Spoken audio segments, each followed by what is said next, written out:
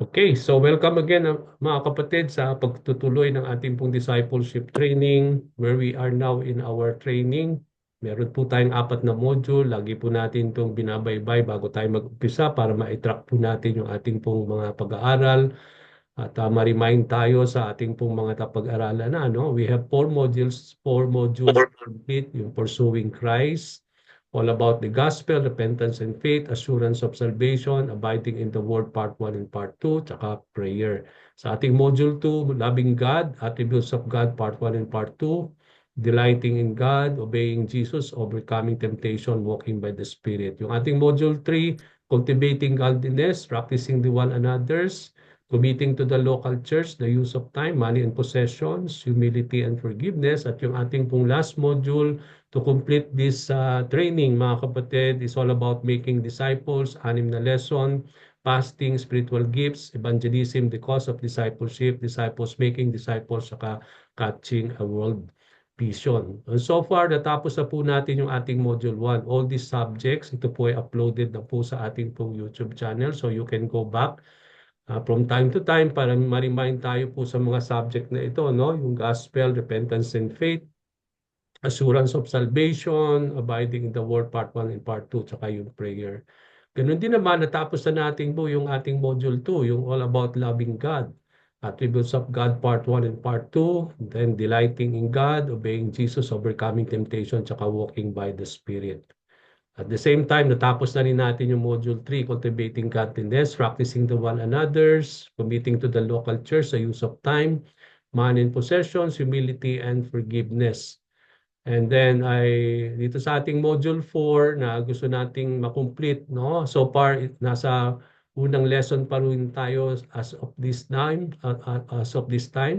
And I hope that we are able to complete it today para sa ating pong next meeting po, we will able to enter yung another lesson regarding making disciples. Okay, so nandiyan na po tayo sa module 4 about fasting.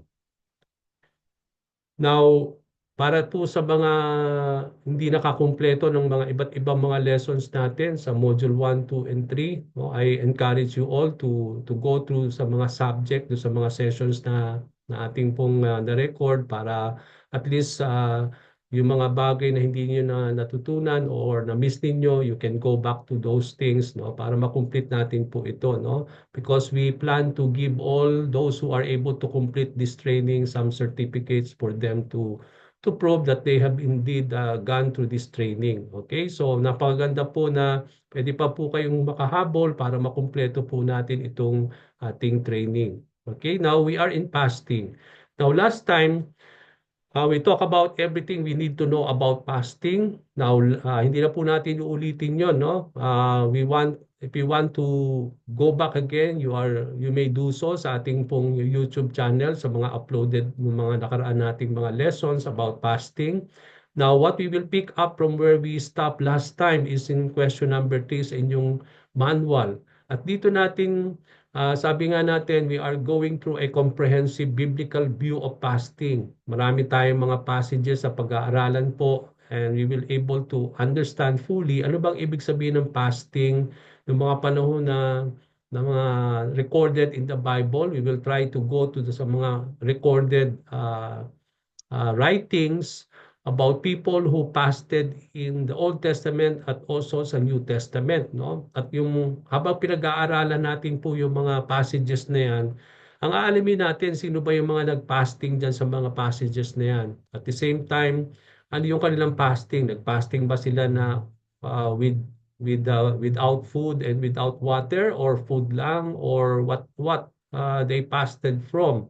At the same time, aalamin din natin what he was fasting for, ano ba yung kanilang dahilan, bakit sila nagpa-fasting, and then gaano katagal sila nag-fasting. So yan po yung gusto nating ilagay as we go along different passages po, as we pick up from where we are. Ano ba yung napag-aralan na nating mga passages and what are the things that we were able to know about uh, concerning this question. Unang nating nakita sa Deuteronomy 9 verse 9. Nakita natin wherein Moses, when he was able to spend time 40 days and 40 nights in the presence of the Lord, nakita natin na nag-fasting siya, no? At sinabi doon, hindi siya kumain, hindi siya uminom. Ibig sabihin, when he fasted during that time, it is for both food and drink. Now, hindi natin alam kung bakit siya nag-fasting, no? Hindi binanggit doon sa passage na 'yan, no? Pero sabi nga natin, because he is in the presence of the Lord, kaya hindi siya nakaramdam maybe somehow ng desire for food and drink.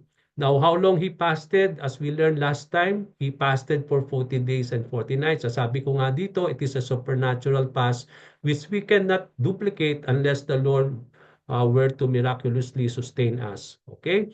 Another thing that we learned last time is that dito sa Judges 20 verse 24 to 28, nakita natin na nag-fasting yung bayan ng Israel. Hindi binanggit diyan kung ano yung kanilang fasting, whether whether it is both for food and drink, pero hindi yan na sinabi po dun sa passage na yon. Sinabi na they only fasted. Now, ano yung kanilang fasting? Ano yung dahilan ng kanilang fasting? Nakita natin mga kapatid that they fasted for the slaughter of death. They mourn for the slaughter of the dead, no? Ang kanilang mga kalahi or mga brothers, no, who were slain during that battle. So because they are their brothers, so they mourn for them. Another thing na nakita natin why they fasted dito sa passage na ito is that they fasted for prayer, or they are seeking victory over the enemies. Okay, yung para bang nung mga panahon na yon, kung makikita natin sa Old Testament, laging the people of Israel, when they go to battle, no, they always seek the Lord, and they always proclaim fasting, and because normally they are always seeking the Lord for victory. So dito din natin nakita sa Judges 20 na nagfasting sila para humingi sila ng victory from the Lord. So how long they fasted? It is part of the day until evening. So we don't know if it is a whole day, pero sabi nga natin, they fasted that day until the night. Okay, sa First Samuel naman, quickly, para i-tie up natin yung mga susunod nating mga passages tonight, who were fasting dito, yung sons of Israel na naman. So, hindi rin binanggit yan kung anong klaseng fasting na ginawa nila, but they fasted for an expression of repentance from idolatry. So, another reason na nakita natin so far na not only they are seeking victory when they fasted before the Lord, pero makita natin dito, nag-ayuno din sila as an expression of repentance from God, no? Because of their idolatry. So, nung sila'y nagbabalik loob sa Panginoon, nag-fasting sila as an expression of the repentance, no? Sa mga nagawa nila sa Panginoon. And then, how long they fasted? That day. So, we don't know if it is a whole day or half day, but it says there, they fasted that day. So another example here is in David, no? Alam natin, no, nung yung kanyang anak kay Uriah, makita natin dito nagfasting si David dahil sa anong dahilan? Dahil nagkasakit yung anak niya, no? At humihingi siya ng healing for the Lord. So yun yung kanyang purpose why he was fasting at that time. He fasted for all food. Okay? And for how long he fasted? We saw that he fasted for 7 days. So dito another reason nakita natin dito that David prayed, no, as he fasted also, and he is asking the Lord and seeking healing for a sick child. Another example, 2 Chronicles 21 to 4. Napag-aralan na po natin to. Parang inuulit ko lang po to tie up in our passage tonight, no? Dito sa 2 Chronicles 20 1 to 4 naman, nakita natin from this passage that all the inhabitants or the people of Judah, yung sinatawag nating Southern Kingdom, fasted before the Lord. Hindi rin binanggit diyan kung if they have fasted with food and also with water, but they just said that they mentioned that they fasted only on that particular time. Okay, so what they were fasting for, anong dahilan, bakit sila nagpa-fasting? They are also fasting victory over enemies. No, nakita natin last time na ito rin ay yung makikita natin dito sa 2 Chronicles 20 verse 1 to 4, that they are fasting before God because humihingi sila ng victory over their enemies. And how long they fasted? They also fasted that day. Okay, now ito po natin pipick up yung ating pong lesson last time. Okay, makikita natin another great example of fasting dito sa makikita natin sa Ezra. Okay, so ano ba itong Ezra na ito? Makita natin. Okay, so let me go back again to our passage.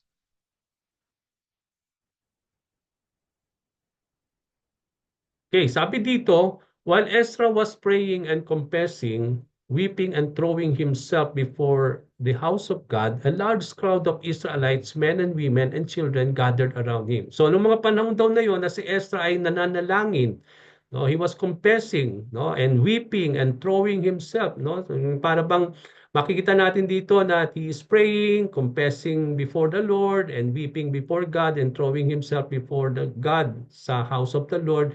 A large crowd, men and women and children gathered around Ezra, no, noong mga panahon na yon, and they too wept bitterly, no. So lumapit din sila kay Ezra, and they also wept bitterly. Then si Sekaniah, son of Jael, one of the descendants of Elam, said to Ezra, so lumapit itong taong ito kay Ezra, at sinabi niya, we have been unfaithful to our God, no? Dahil nga alam natin ang istorya nito, no, mga panahon ni Ezra, ito yung mga panahon na bumalik na yung bayang Israel sa Jerusalem from their exile in Babylon, no? At noong mga panahon na yon, nung sila ay in Babylon, they become unfaithful to God. By what? By marrying foreign women. Kaya dito, ipinapahayag ditong si Sekaniah kay Ezra kung paano nagkasala yung mga remnant, no, yung mga exiled who came back from Babylon, at ipinapahayag nila how they become unfaithful or they became unfaithful to God when they marry foreign women from people around them. Okay? But in spite of this, sabi nitong taong ito, there's still hope for Israel.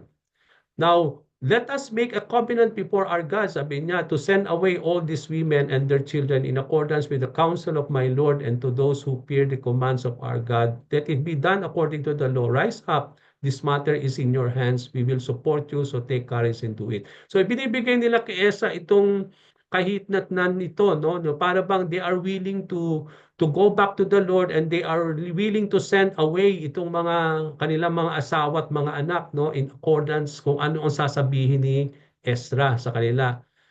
For those who fear the commands of the Lord, no, that it be done according to the law. So para bang humihingi sila ng counsel kay Ezra kung kailangan ba nilang itaboy itong mga kanilang mga asawang babae kasama ang kanilang mga anak, no? At dito humihingi sila ng counsel from Ezra. So ang ginawa ni Ezra, so Ezra rose up and put a leading priest and Levites and all Israel under oath to do what had been suggested.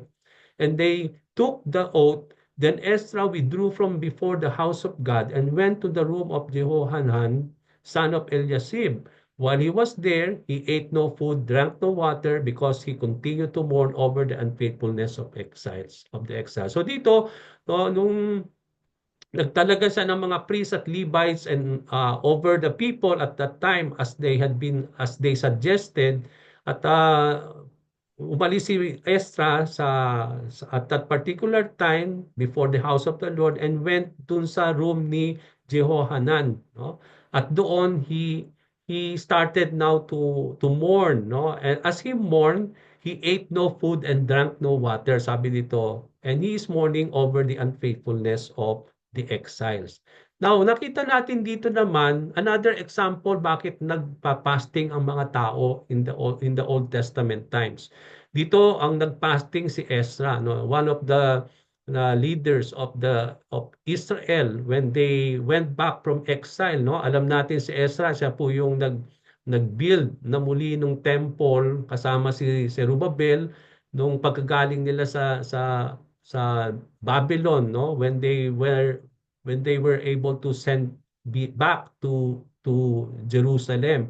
At dito nakita natin nung na-restore na nga ni Ezra yung temple, pati na yung mga worship at that particular time, nakita natin itong ang instance na ito na wherein he fasted before God. At ang sinabi doon, what kind of fasting that he made, it is bread and water. So hindi siya na binanggit doon sa passage natin that when he fasted, hindi siya kumain at hindi rin siya uminom. Okay? So what he was fasting for? Anong dahilan bakit nagpa-fasting daw si Ezra at that time? So he was mourning, nagluluksa siya sa pagiging unfaithful ng mga exiles, no? Pag sinabi nating exile, ito yung mga nanggaling na sa Babylon at bumalik na muli sa Jerusalem, no? At sabi nga naging unfaithful sila sa Diyos dahil 'di ba alam natin na inutusan sila ng Panginoon, kinumad ng Panginoon nung mga panahon ni Moses under the Torah or under the law that they don't need to marry, no? They don't need to marry other foreign women.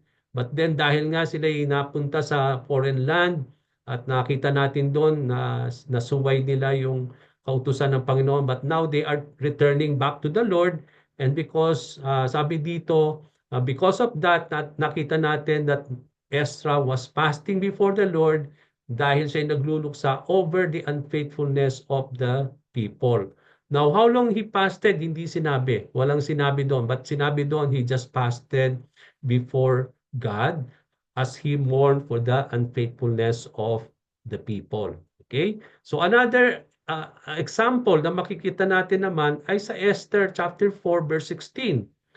Di ba alam na natin yung istorya dito, no? That there is a danger that the Jews will be consumed at that particular time. At dahil na-reveal ito, so ang ginawa nila Esther is that they are planning to come to the king, no, and at ikonsulta ito sa hari in that particular time. So ang nangyari dito, sabi dito, go gather together all the Jews who are in Susa, no, and fast for me. Do not eat or drink for 3 days, night or day. I and my attendants will pass as you do. When this is done, I will go to the king, even though it is against the law, and if I perish, I perish. So, inong mga panahon noon, di ba? Na alam natin po that isa sa mga asawa ng hari itong si Esther, no, nung mga particular time. At dahil yung kanyang mga lahing Hudyo ay in danger to be consumed at that time, no? Kaya nag-gather sila, inutusan niya na mag-gather lahat yung mga Hudyo na naninirahan sa Susa, no, in Persia, no, na at that particular time, and they passed, no, they are declaring a fasting for Esther, no? At sabi nga doon, hindi sila kakain, hindi rin sila iinom for 3 days, night and day, no? At anong makita natin dito, kasi siya at yung kanyang mga attendant will pass as you do. So sila rin ay magpa-fasting. So when this is done, kapag tapos daw nilang mag-fasting, siya ay pupunta sa hari. And then kahit daw ito ay labag sa kautusan. Dahil ng mga panahon na yon, labag po yung gagawin ni Esther, no? But then handa siyang even mamatay or ibuwis yung kanyang buhay just for the Jewish people, no? To be spared, to this pending na plano to consume them. So ano bang nakita natin dito? No, what kind of fasting na makita natin? It is a fasting for all the Jews living in Susa. No, noong mga panahon na 'yon. Yung Susa is a place in Persia or a citadel or a palace at that time, no? At dahil nga isa sa mga asawa itong si Esther, may mga Jewish people na kasama siyang nanirahan nung mga particular time. Okay? So they were also fasting. So all the Jews in Susa fasted before the Lord. Now, ang sabi dito, any food or drink, they will be not eating anything and also not drinking. So, ano yung dahilan? So that Esther she will be going to approach the king on behalf of her people. So, ang purpose dito is that they fasted so that the favor of the Lord will be extended kay Esther nung kakausapin niya yung hari, no, on behalf of the people of the Lord. Okay? And then how long they fasted? They fasted for 3 days and 3 nights. So another purpose na nakita natin dito why they fasted is because they are seeking the favor of the Lord, no? Na talagang God will touch the heart of the king, no? When Esther na siya ay kukonsulta at i-approach niya yung king sa kapakanan ng bayang Israel at that time. Okay?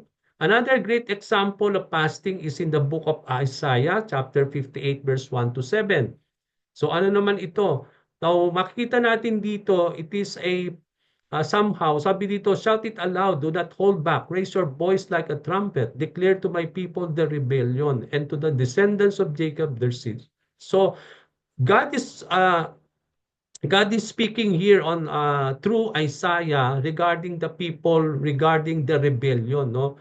Na parang makikita natin dito na nagsasalita ang Panginoon sa pamamagitan ni Isaiah sa mga bayang Israel at that time. At parang idinideklara ng Panginoon Diyos yung mga rebellion ng tao, no? Regarding their sins, no? At sabi dito, for day after day they seek me out. They seem eager to know my ways. Na para bang kahit na nagkakasala ang mga tao in the time of Isaiah, no, parang parang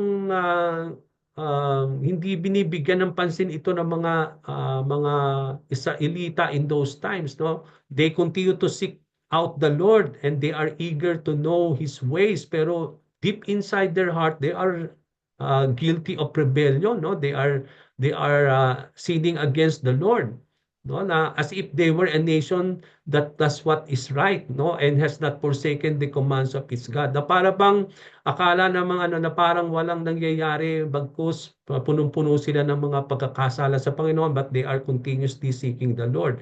At yun nga, they ask me for just decisions, they seem eager for God to come near to them, na parang nag-i-expect pa rin sila na that God will come near to them, no? Kaya nga nung sila'y nagpa-fasting, tinatanong nila ang Diyos, no? Yung pagaba na para bang even though na ang kanilang buhay punong-puno ng mga pagkakasala, nandun pa rin at they are expecting that God will honor what they are doing, no? Na para bang they are still expecting that God will come near to them. Kaya nga nung tinatanong nila sa Panginoon, why have we fasted? They say, and you have not seen it. Para bang sinisisi pa nila ni Lord at para bang tinatanong pa nila ang Panginoon na why the Lord is not seeing their fasting, no? Why we have humbled ourselves and you have not noticed. Yet on the day of your fasting, you do as you please, no? Kaya nga sinagot sila ng Panginoon, why the Lord is not honoring their fasting, why the Lord is not looking or noticing yung kanilang humble, how they humble before God, is because sabi ng Panginoon sa kanila, no, when you are fasting, you do as you please and exploit all your workers, no? So punong-puno sila ng mga bagay that when they are fasting, punong-puno sila ng mga bagay na hindi maganda, na labag sa kalooban ng Panginoon, no? Ini-exploit nila yung mga workers, nagpa-fasting sila, pero pagkatapos ng fasting nila, nandun yung awayan, no? Nandun yung nagkakaroon ng mga division at strife, and in striking each other with wicked peace, no? Nandun yung nag-aaway-away sila even after they fasted, no? And then you cannot fast as you do today, as expect your voice to be heard on high, na para bang kahit punong-puno sila ng mga pagkakasala, nag-i-expect pa rin sila that God will, na i-honor ni Lord yung fasting nila, na didinggin ng Diyos yung kanilang hinihiling as they fasting before God. Ngayon, ang tanong ng Panginoon, is this the kind of fast I have chosen? Ito ba yung klaseng fasting na hinihingi ko sa inyo? Sabi ng Panginoon, only a day for a people to humble themselves. Na enough lang ba na mag-humble kayo? Sabi ng Panginoon, in your fasting, it is only for bowing one's head. Na? Enough ba yung magbabow lang kayo, or you will lie down in sackcloth and ashes? Is that what you call a fast, a day acceptable to the Lord? Yes, nagpa-fasting nga sila, no? Nagpa-fasting sila, nag-humble sila sa Panginoon, nagba-bow down sila in their fastings, nagsusuot sila ng sackcloth, and they are pushing ashes, no? But tinanong ng Panginoon, yan ba yung talagang fasting na tinatawag ninyo? Kasi why is because it is not why it is not God is being honored sa ganung klaseng fasting is because yes, nagpa-fasting sila, nag-aayuno sila, nag-humble sila, nagba-bow down sila kay Lord. But then deep inside on that, puno-puno sila ng mga bagay na hindi maganda sa kanilang buhay, no? Kaya nagiging walang saysay sa Panginoon yung pagpa-fasting nila is because punong-puno sila ng mga hindi magagandang bagay na nagagawa na nila na labag sa panlooban ng Panginoon. At ano yun? No, ito nga, iniisa-isa ng Panginoon. Is not this the kind of fasting I have chosen, to loose the chain of injustice, no? To untie the cords of the yoke? So dito, ang ini-expect ng Panginoon na kapag nagpa-fasting daw ang mga tao, ang kanyang mga nilikha, they will do these things, no? As they fast, they will lose the chains of injustice, hindi sila magagawa ng mga mga bagay na ganyan, iaantay yung cords of yoke, they will set the oppressed free or break every yoke. It is not to share your food, no? Na kapag nagpa-fasting, na they are willing to share their food with the hungry, to provide the poor wanderer with shelter, when you see the naked, to clothe them, and not to turn away from your own flesh and blood. Okay, so dito, makikita natin na from this great example, no, before we go, sino yung nag-fasting dito, bakit sila nag-fasting? Makikita natin dito, no, kung tayo magpa-fasting, nagiging walang saysay yung mga gagawin nating fasting, kahit mag-ayuno tayo, kahit we spend a lot of things when we fast before the Lord. Pero kung punong-puno naman tayo ng mga bagay na ang buhay natin ay punong-puno ng mga kasalanan, no? Meron tayong magawang mga hidden sin pa rin o mga bagay na labag sa kalooban ng Panginoon na hindi natin pa rin gini-give up sa ating Panginoon. Parang walang pong saysay yung ating fasting before God. So ang hindi tinitingnan ng Panginoon yung pag-aayuno natin in the physical, pero He always see unto the heart, unto the inner being of our lives. Magiging makabuluhan at magiging makasaysayan lang sa Panginoon, or God will honor everything that we do outside, no, in our physical life, when yung ating puso ay malinis. Pero kung hindi po ito, walang saysay po yung ginagawa natin. Kagaya nung nangyari dito sa book of Isaiah 58, no, no, when the people of the Lord, even though they fasted, they humble themselves, pero walang saysay po yon, and God is not honoring that kind of fasting. Now, who were fasting here? God's people and the house of Jacob. Oh, silang lahat ay nag-fasting at that time. Hindi sinabi doon kung anong klaseng fasting ang ginawa nila, whether both food or drink, pero wala pong sinabi doon. Now, what they were fasting for, God wanted it to be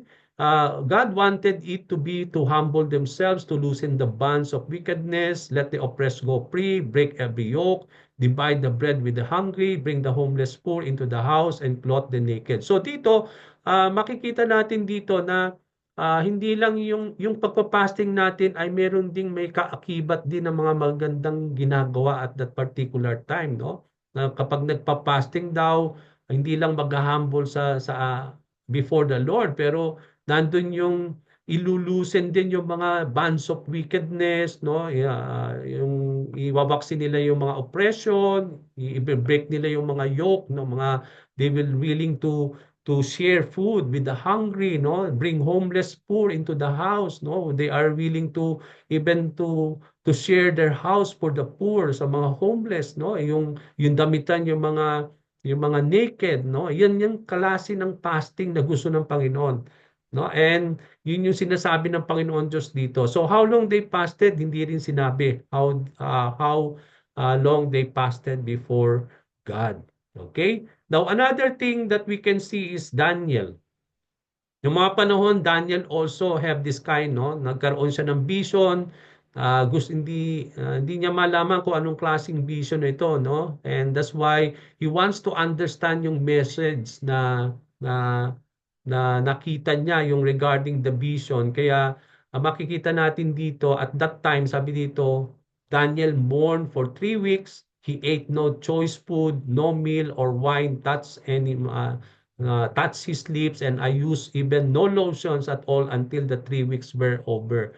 So, dito, makikita natin dito na nagkaroon siya ng vision, no? Dahil gusto niya malaman yung ma-understand yung mensahe na tinanggap niya through that vision. At that time, he mourned for 3 weeks. And as he mourned for 3 weeks, hindi siya kumain ng food, no? No meat, no wine, na hindi siya kumain ng meat, hindi siya uminom ng wine at that particular time. Even hindi siya gumamit ng mga lotion or mga particular time for 3 weeks, no? Until 3 weeks were over. No? At nakita natin later on dito sa mga succeeding verses na ito, wherein the angel of the Lord, no, ay nagpakita sa kanya, and that's the time that the angel gave them, no, and he explained to them kung ano yung mga vision or what is the message of that vision na nakita niya. Okay, so we will not go through that, but bibigyan lang natin ng emphasis dito yung fasting ni Daniel. Now, who was fasting? Nakita natin si Daniel at that particular time. So, hindi siya kumain ng any tasty food or meat or wine or use any lotion or ointment that touch his body, no?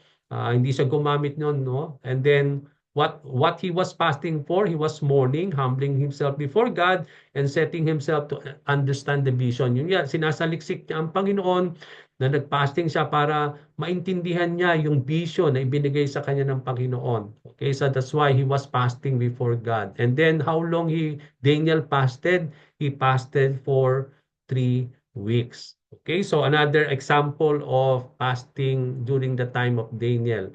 Another great example is the book of Joel. No? Another great example dito na sabi nga natin, when we talk about fasting, no, hindi lang ito fasting outside, no, but it involves our inner being. Kaya nga sabi ng Panginoon dito, even now declares the Lord, return to me with all your heart, with fasting and weeping and mourning. So dito, when we fast before the Lord, it involves our whole heart, no, with weeping and mourning. So hindi ito lang na parang involve yung ating physical in the physical or the outside aspect. Pero ang tinitingnan ng Panginoon dito yung heart pa rin eh. When we do something before the Lord, especially when we pass before God, no? Kaya nga sabi dito, you need to pass with all your heart with weeping and mourning. Rend your heart, do not your garments. No, yung mga panahon na yon, no, 'di ba kapag nagpa-fasting sila, nagsasaklot, sumusuot sila ng saklot, no, they are rending their garment, no? But then sabi ng Panginoon, not only your garment, but you need to rend your heart. Okay, when you fasting, involve pa rin yung heart natin. Return to the Lord your God, who is gracious and compassionate, slow to anger, abounding in love, and He relents from sending calamity. Who knows, He may turn and relent the leave behind the blessing, grain offerings and drink offerings for the Lord your God. Blow the trumpet in Zion, declares a holy fast, call a sacred assembly, gather the people, consecrate the assembly, bring together the elders, gather the children, those nursing at the breast. Let the bridegroom leave his room and the bride her chamber. Let the priests who minister before the Lord weep before the portico and the altar. Let them say, spare your people, Lord. Do not make your inheritance an object of scorn. And by word among the nations, why should they say among the peoples, where is their God? So dito, gusto ng Panginoon magpatawag ng sacred assembly, no, before the whole people of the Lord. And that is why the calling of the Lord, sabi nga natin dito, is not a physical kind of fasting, but the rending of the heart, no? Yung para bang it involves nga, sabi nga natin dito, yung heart, no? Na sabi nga ng Panginoon, not only rend your garment but also rend your heart, no? They are called to weep before the Lord, to mourn before the Lord, no? As they declared a holy fast, no, dito na nagpatawag ang Panginoon a holy fast before the Lord. Okay, so dito makita natin who were fasting, the nation of Israel, yung buong congregation, yung nagpatawag kasi ng solemn assembly ang Panginoon Diyos at nagpatawag ang Diyos sa buong nation of Israel, no? What they were fasting from, hindi rin sinabi kung what kind of fasting they have done. So what they were fasting for as an expression of repentance, no? Yun nga yung sabi ng Panginoon, when you fast, no, don't just only fast, no, yung physical sa outside thing, no, but you need a kind of fasting that is in inner, no, yung rending of the hearts, nandun yung mourning of their sin, no, weeping because of their sinfulness, yun yung a kind of fasting na gusto ng Panginoon, and that is what they were fasting for, no? How long they fasted, hindi rin sinabi kung gaano katagal sila nagfasting before God. Okay? Another great example nung panahon ni Jonah, 'di ba? Alam natin na sinugo si Jonah for sa Nineveh to proclaim judgment to these people, no? Ang mga panahon 'yon. And then sabi dito, the Ninevites believe God. A fast was proclaimed, and all of them, from the greatest to the least, put on sackcloth. When Jonah's warning reached the king of Nineveh, he rose from his throne, took off his royal robes, covered himself with sackcloth and sat down in the dust. This is the proclamation he issued in Nineveh. By the decree of the king and his nobles, do not let people, animals, herds of flock taste anything. Do not let eat or drink, but let people and animals be covered with sackcloth. Let everyone call urgently on God and let them give up their evil ways and their violence. Who knows, God may yet relent with compassion, turn from his fierce anger so that he will not perish. So dito nakita natin, no, na pinadala si Jonah para sa Nineveh at that time to proclaim judgment. At nung nalaman nga ng Nineveh na nandun yung judgment, and they, although they believe in God, no, nagpatawag itong king ng Nineveh ng general paz sa buong Nineveh. Na even the king, sabi doon, he took off his robe, hinubad niya yung kanyang royal robe, but he covered himself with sackcloth. No? Sabi ko nga, noong mga panahon na yon, yung one way they do their fasting is that yung they remove their garments and they put sackcloth upon them, no, yung para bang they are humbling themselves before God, and he sat down in the dust, no, lagi nating nakikita yan. So dito nagpatawag siya ng general fast for the whole Nineveh, at nag-utos siya na even yung mga animals, no, even yung mga lahat ng tao, even yung animals, herds and flocks will not eat or drink, but let the people and animals be covered with sackcloths, no, yung magsuot sila ng mga sackcloth, and then sabi doon, let everyone call urgently on God, no, and sabi doon, and then they have, as they pass, they need to give up their evil ways and their violence. Okay, who knows, sabi nitong king, maybe God will relent with compassion, no, turn his fierce anger so that he will not perish. So dito makita natin yung reason bakit sila nag-fasting at that time. Na ano yung reason? They cry out to God, no? They relent, they cry to the Lord, they are seeking God na i-withdraw ni Lord yung burning anger niya so that they will not be destroyed by the Lord. Okay? Pero alam natin ang nangyari doon, di ba? Nung sila'y nagbalik loob sa Panginoon, di ba? Kung titingnan natin yung buong istorya na yon, di ba? Nung nagbalik sila, nagsik sila kay Lord, naghumble sila, no? Through a general fasting, and they relent and withdrew, no? They really seek the Lord, no? They give up everything before the Lord, and then ang nakita natin after that, di ba? God withdrew his judgment, no? Hindi niya dinestroy itong mga taong ito, yung mga Ninevites, no? Because they fasted before the Lord, no? So dito nakita natin who were fasting, all the people of Nineveh, what they fasted from, they hindi sila kumain, hindi rin sila na uminom. So, anong dahilan? Bakit sila nag-fasting? They are seeking the Lord, no? They are crying to God so that God will relent, no? I-withdraw niya yung kanyang judgment or his burning anger upon them so that hindi sila makonsume o maperis. And then how long they fasted, hindi rin sinabi kung gaano katagal sila nag-fasting at that particular time. Okay? Another thing is from the example of the Lord Jesus Christ, no? Alam na natin itong story na ito sa Matthew chapter 4 verse 1 to 11, no, na Jesus was led by the Spirit into the wilderness to be tempted by the devil. After 40 fasting 40 days and 40 nights, he was hungry. So dito, makita natin from this passage, makita natin dito how the Lord was tempted, no, at that particular time after he fasted. So dito natin makita na that the Holy Spirit led the Lord to the wilderness para siya ay matempt ng devil, no? Ito yung mga panahon na before he was to do his ministry. And then sabi doon, Jesus Christ fasted 40 days and 40 nights and he was hungry. And then after that time, no, that's the time that the devil tempted him, no? Pagkatapos ng kanyang fasting for 40 days and 40 nights, no, gutom na gutom daw ang Panginoon. Kaya ang unang-unang makita nating temptation na tinempt si Lord nung yung devil is that to make the stone into bread, no? And then makita natin dito na how the Lord continue to overcome the temptation by the word of the Lord. That man shall not live by the bread alone, but every word that comes out from the mouth of God. So nakita natin dito yung isa-isang mga temptation ng devil. Pero ang gusto nating highlight dito sa passage na ito is that how the Lord fasted for 40 days and 40 nights, no? And he was not hungry at that time. Kagaya ni Moses, no? He fasted before the Lord 40 days and 40 nights. Ganun din naman si Jesus Christ before he started this ministry, he fasted for 40 days and 40 nights, no? At sabi natin dito, who was fasting? Jesus Christ. And then what he was fasting for? From all food.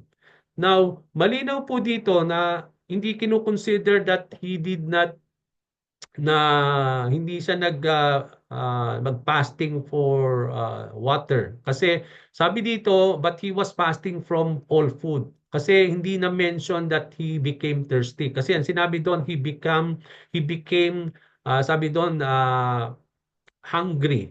Okay? So pag sinabing hungry, pagkain lang. So we don't know kung hindi uminom si Lord at that time or uminom siya, pero hindi natin sure. Pero ang sure tayo, he fasted from all food kasi sinabi doon he was hungry after that. Kasi kung both he fasted for both food and drink, dapat sabi sana sinabi doon he was hungry and thirsty. Pero wala po yung word na thirsty. So we don't know kung hindi siya uminom o uminom siya, we don't know. But then, ang very clear lang doon that he fasted from food. So what is anong reason bakit nag-fasting si Lord? It is a preparation for His ministry. No? Ito na yung umpisahan na niya yung kanyang ministry. And then how long he fasted? For 40 days. So 40 days and 40 nights. Okay? Now, dito sa Luke chapter 2, 36 to 38, tapusin na po natin ito para sa susunod na lesson natin. It will be a new lesson. So there was also a prophet Anna in the New Testament, a daughter of Penuel in the tribe of Asher. She was very old. She had lived with her husband 7 years after her marriage, and then was a widow until she was 84. She never left the temple but worshiped night and day. So itong si Anna, the prophetess, nung namatay yung kanyang asawa, she spent the whole life in the temple, worshiping night and day, at doon lang niya ginugol yung kanyang buhay after nung pagkamatay nung kanyang asawa, no? She went to the temple, nagwo-worship siya night and day, including fasting and praying. Come to think of that, no? Now, coming up to them at that very moment, she gave thanks to God and spoke about the child to all who were more looking forward to the redemption of Jerusalem. Di ba nung nakita niya si baby Jesus nung i-dedicate na ni Joseph at ni Mary at nagpunta sila sa temple at that time, na-meet na nila ito si Anna, the prophetess, no? At nakita na dito na itong si Anna na prophetess, no? Makikita natin that she just stayed in the temple at that particular time, no? Worshiping the Lord, fasting and praying before God until such time na nakita nga niya itong si baby Jesus at that particular time, no? And when she saw Jesus Christ, she gave thanks to God at nagpahayag siya regarding Jesus Christ to all who were looking forward for the redemption of Israel. So alam niya na ito yung magiging susi ng redemption for Israel. So she thanked the Lord, no? For the life of our Lord Jesus Christ nung siya'y nakita ni Anna at that particular time. So dito makita natin dito na who was fasting, Anna the prophetess. Hindi natin sinabi doon kung anong klaseng fasting, whether she did not eat food or drink. Walang sinabi, but she was just worshiping God day and night, no, fasting and praying before the Lord. What he was fasting for, fellowship with God, no, nakita natin. And how long he fasted continually, we don't know. Kasi hindi pinaranggit doon ano yung time nung namatay yung kanyang asawa that he entered the temple until the time nung nakita niya si Jesus Christ, nung baby pa si Lord, hindi sinabi. So it is a continual fast before God, no? We don't know how many days, maybe weeks or month, we are not sure. But hindi sinabi doon kung gaano katagal itong fasting ni Anna, but pero sabi doon he continually worship the Lord, he continuously prayed, he continuously fasting before God at that particular time. No? Pero hindi, kaya nga continually. So continuous yung kanyang pagpapasting until such time na nakita nga niya at na-meet niya si Lord nung dinadala na ni Joseph at si Mary para i-dedicate si Lord at that particular time. Okay, another example, Acts 9, verse 9, 1 to 9. Ito naman yung mga panahon na yon na na-meet ni Lord si Jesus Christ, no? Na-meet ni Saul si Lord on the way to Damascus, no? Hindi na natin titingnan dito yung istorya, no? But then ang i-highlight natin dito na nung siya'y nabulag, 'di ba? Dinala siya doon sa Damascus, no? And the men traveling with Saul stood there speechless. They heard the sound, no? They didn't see him. Saul got up from the ground, but then he opened his eyes. He could see nothing. So they led him by the hand to Damascus. So dinala niya si Paul. Hindi siya makakita at that time. So for 3 days, she was blind and did not eat or drink anything. No, noong mga panahon na yon, dahil na-meet niya si Lord, may napulag siya, no? At during that time, 3 days na siya hindi makakita, and even at that particular time, hindi siya kumain at uminom. No? Sino yung nag-fasting dito? Si Saul. Anong klaseng fasting? Both food and drink. Ano yung kanyang fasting? Hindi sinabi. No? Basta ang sabi doon, when he was blind, he fasted for 3 days and for 3 days. It may be he's seeking the Lord after Christ revealed himself to him.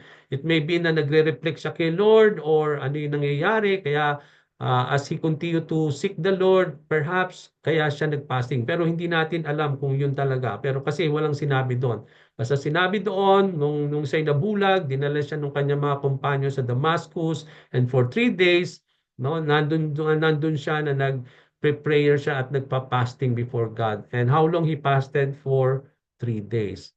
So, another example here, ng mga panahon na isusugo si Barnabas at si Saul, no? Para sa kanilang first missionary journey at that particular time. Ang sabi dito, itong sila Barnabas, sila Simeon, sila Lucius, at saka si Manaen, no? And also Saul, si Paul, they fasted before God, no? When they are worshiping the Lord, no, nandun yung Holy Spirit na nagsalita doon, ang Holy Spirit na sabi doon, set apart for me Barnabas and Saul for the work which I have called them, no? And so after that, after nung narinig nila yon, they fasted before God and they placed their hands on Barnabas and Saul, and they sent them off. Okay? Ano yung nakita natin dito? Sino yung mga nag-fasting? Ito nga, sila Barnabas, sila Simeon, sila Lucius, Manaen, and Saul. Hindi sinabi doon kung ano rin klaseng fasting, but then ang nag-fasting sila to minister to the Lord, but also after that, hiniling nila yung success of the first missionary venture. Ito na yung time yung tinawag si Paul for his first missionary journey kasama si Barnabas. Okay, so they were laid in hand, no, as the Holy Spirit called them, and then from that time they fasted before the Lord. No, how long they fasted, hindi rin sinabi kung gaano katagal sila nag-fasting. So another thing na makita natin dito, no, na another type of fasting here. Ang sabi dito, then some Jew came from Antioch and Iconium and won the crowd over. They stoned Paul and dragged him outside the city, thinking he was dead. But after the disciples had gathered around him, he got up and went back into the city. So they preached the gospel in that city and won a large number of disciples. Then they returned to Lystra, Iconium, and Antioch, strengthening the disciples, encouraging them to remain true to the faith. We must go through many hardships to enter the kingdom of God, they said. Paul and Barnabas appointed elders for them, no? And then with prayer and fasting, committed them to the Lord in whom they had put their trust. Ito na yung mga panahon na si Paul and Barnabas, they established now these believers, no? To this place. At dahil papaalis na sila, they encourage itong mga tao dito to continue to remain true in their faith. And then they want to appoint ng mga leader bago sila umalis. Kaya nung at that particular time bago sila umalis, they declared fasting and prayer so that they may know kung sino yung i-appoint nila, no, na magiging magli-lead dito sa mga kapatiran na ito na kanilang iiwanan, no. Ito po yung context noon. So sino yung mga nag-fasting dito? Si Paul and Barnabas, no. Why they fasted? Hindi rin sinabi kung paano ang fasting nila. But then, bakit, anong dahilan? No? They are seeking wisdom from God kung sino yung i-appoint nilang mga elder o leaders ng simbahan bago sila umalis. Okay, so yun yung dahilan. They are seeking from the Lord na kung na God will guide them, no? So kung sino yung i-appoint nila as an elder na tatayong leader ng simbahan. How long they fasted, hindi rin sinabi. Okay? Now, yan po lahat yung mga passages. Now, quickly, we will end. And to summarize all these passages, yung ang dami nating nakita, no, ng mga passages, may mga tao nag-fasting sila, tapos ano yung dahilan, gaano katagal sila nag-fasting. Now, to summarize all these things, ang sabi dito, summarize what the Bible says about the persons who fasted. Sino-sino yung mga nag-fasting dito doon sa mga verses na pinag-aralan natin? It could be an individual, no? Merong isang tao, merong small missionary team, nakita natin si Barnabas and Paul, may a leadership team of a church or an entire nation. Nakita natin doon na even the whole people of Israel, no, the whole assembly of Nineveh, no, it can be and the entire people, entire nation. So dito makita natin na iba't ibang klaseng mga tao. It can be individual, it can be a small group of people or leadership team or yung buong simbahan or in the entire nation. Okay? Now, summarize what the Bible teaches of various people fasted from. No, it could be from certain foods. Ano yung kanilang klaseng fasting na ginawa? From the different passages, nakita natin that it could be from certain kinds of food like tasty food, wine, or meat, or it could be from all food. No? Meron naman yung parang uh, nag-fasting lang sila, they will not eat meat. Perhaps they don't eat meat but they are eating vegetable. Okay, so meron siyang certain food lang, pero kumain din sila ng iba, no? So it can be like that, no? They don't drink wine, but perhaps maybe they are drinking. They pass without drinking wine, but it doesn't mean that they don't drink water, no? Meron ganung klase. So it could be from all food din naman. Pwedeng ito partial yung nakita natin dito, yung sinatawag nating partial fasting. Okay, pag sinabi nating partial fasting, no, hindi ka ang pag sinabi nating partial fasting, yung magpapas ka lang on a certain food, no. Kunyari baboy, di ba, maraming mga Kristiyano na kapag mahal na araw they will not eat baboy as a way of pag-aayuno, but they will eat rather fish and vegetable on that holy week. So yun yung partial fasting na sinasabi natin. Ganun na nakita natin yan, it is a biblical. So that is acceptable. Bakit? Because we can see that from the example of Daniel. Okay, so meron siyang partial thing. No, so but also it can be also from all types of food and water. Wala talagang kinain, whether anything. So it can be from all food but not water. No, pwedeng kumakain ng food, hindi kumain ng food pero uminom ng tubig. No, that is also what we can see. Or it can be from all food and drink. So dito makikita natin na there are different types biblical, no? Yung partial food in terms na hindi ka kakain nito pero pwede kang kumain noon. So that's considered to be a fasting also. Pero naman yung hindi ka kakain both na talagang walang kain. Meron naman yung kakain ka, hindi ka kakain pero pwede ka uminom ng tubig. Okay, so meron namang ganung klaseng fasting. Okay?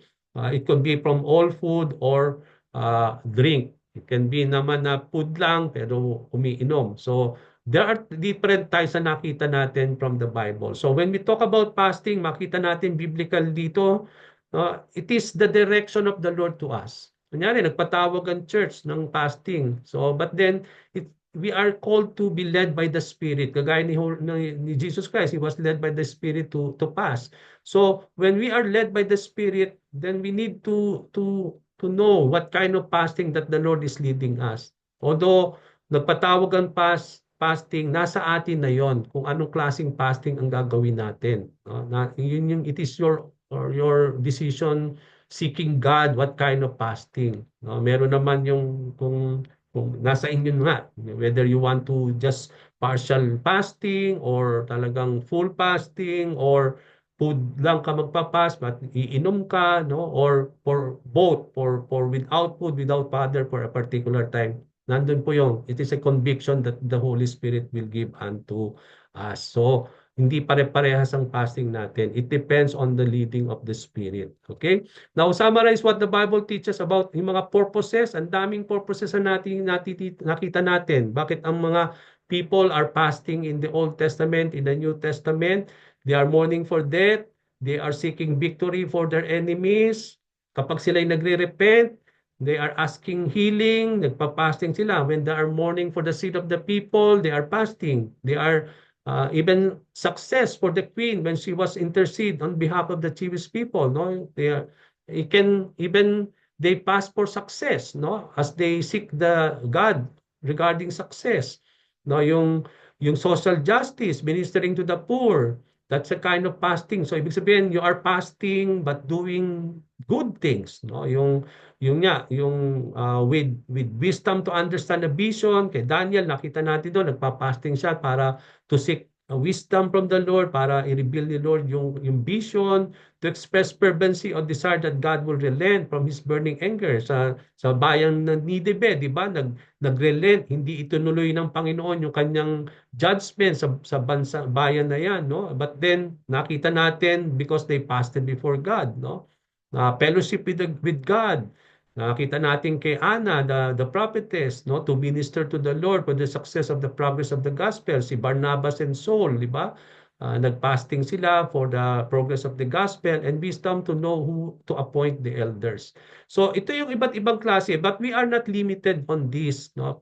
Sabi ko nga, when we pass before the Lord, God will give us the leading kung bakit ba tayo nagpapas, no?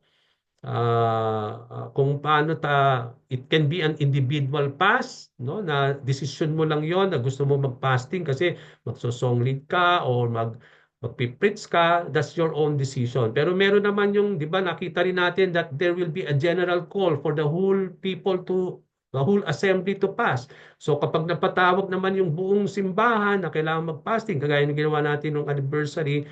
But yes, we are called you to fast, but then it is still the conviction of the Lord whether you want to fast or not. So hindi po ito parang mandatory na kailangan lahat. No? Kasi meron namang may mga sakit na hindi kailangan mag-fast, na hindi na pwedeng mag-fast. So naintindihan po yun. But there's a general call. It doesn't mean na kailangan na talaga. Sabi nga natin, establish natin dito, hindi yung outward thing ang mahalaga. Magpapas ka pero yung heart mo hindi ready doon.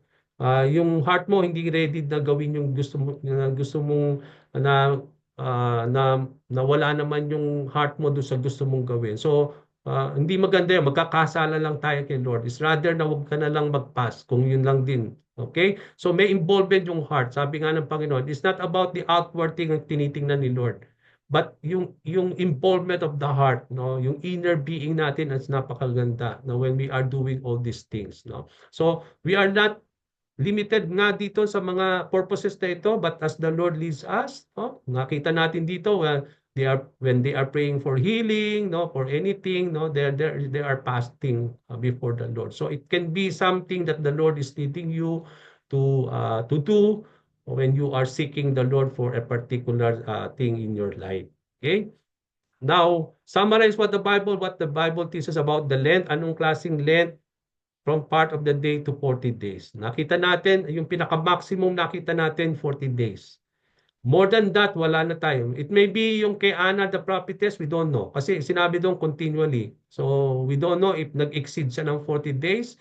Hindi natin alam. Pero sinabi doon until sa time na he was in the temple, no, nung namatay yung kanyang asawa, he was continually fasting and praying. We don't know how many days or na-exceed niya ba yung 40 days na yan, kagaya yung kay Jesus Christ, we don't know. But it is just said that continually. So it may be a part of the day, it may be the whole day, it can be half day, it can be from afternoon to night, no? So depende nga, sabi ko nga, nakita natin dito, walang particular time of day No? So it is still the leading of the Spirit. Kung magpa-fasting tayo, kung anong leading ni Lord, we can fast for the whole day. Pwede naman pa-fasting ka lang, mag-i-skip ka ng breakfast o mag-i-skip ka ng lunch or mag-i-skip ka ng dinner, no? It's up to us as we are being led by the Lord, no? So there's no specific thing but as the Spirit leads us to do so. Okay? Now, what should accompany fasting as we end? Kapag nagpa-fasting tayo mga kapatid, kaya sabi ko nga no, kapag busy tayo, huwag tayo mag-declare ng fasting. Kunyari sa mga trabaho ninyo, no, let us be kasi kayo mga nagtatrabaho kayo, meron kayong mga gawain sa inyong mga madam. Okay, when you are you can fast, yes, that's true. You will not eat food throughout that day, no? But then, parang ang concentration mo wala doon sa ginagawa mo rin. Dahil busy ka sa ginagawa mo kay madam, no, yung mga inaasikaso mo. So yung mind and heart mo nandun pa rin sa ginagawa mo. So it doesn't mean na huwag ka mag-fast, kaya lang siguro maganda naman din yung kapag nag-fasting tayo, yung heart mo ay yung life mo nakatuon kay Lord, hindi sa mga ginagawa mo. Kaya nga, pag nagkaroon tayo ng mga ganong klase, pumili kayo yung time na magandang mag-fasting talaga. It may be hour lang, 2 hours lang, 3 hours, talagang libre ka at yung hour na yon ibibigay mo talaga kay Lord, hindi sa may ginagawa ka pa. Okay, so yun yung makikita natin dito. Kasi parang nagpa-fasting ka, hindi ka kumakain, pero hindi mo naman yung ginugugol in seeking the Lord. So parang wala ring saysay. No? So maganda yung magkaroon ka ng time talaga na yun ay ibibigay mo kay Lord. Kasi makikita natin from ano yung klaseng dapat na kaakibat ng fasting kapag nagpa-fasting tayo. Na bakit ko sinabi na talaga may time tayo na yun ang itutuon natin kay Lord. Kasi when you fast, dito sa mga Bible verses na ito, as I end, ano yung makikita natin dito? But this kind of does not come out except by prayer and fasting. Sa Matthew 17:21, Luke 2:37, and when the widow until she was 84, she never left the temple but worshiped night and then fasting and prayer. Yung nga si Anna, the prophetess, he is fasting and praying. They said to him, John disciples, open fast and pray. Okay, so yung mga disciples ni John the Baptist, they are fasting and praying. So after they had fasted and prayed. So Acts 13:3, Acts 14 to 23, Paul and Barnabas appointed elders, then the Lord whom they have put their trust, no, with prayer and fasting. So dito makikita natin, when they are fasting, they are praying. So paano ka magpe-pray kung busy ka nga ng ano no gumagawa, no? It may be you are fasting, you are reading the Bible, no? You are fasting, then you are seeking God through prayer. So yun ang magandang fasting mga kapatid, na talagang ibinibigay mo lahat yung time na yon, yung oras na yon, yung puso mo, yung isip mo sa Panginoon. Kaya dito makita natin what kind of fasting that kailangan kaakibat. It is always prayer should accompany fasting.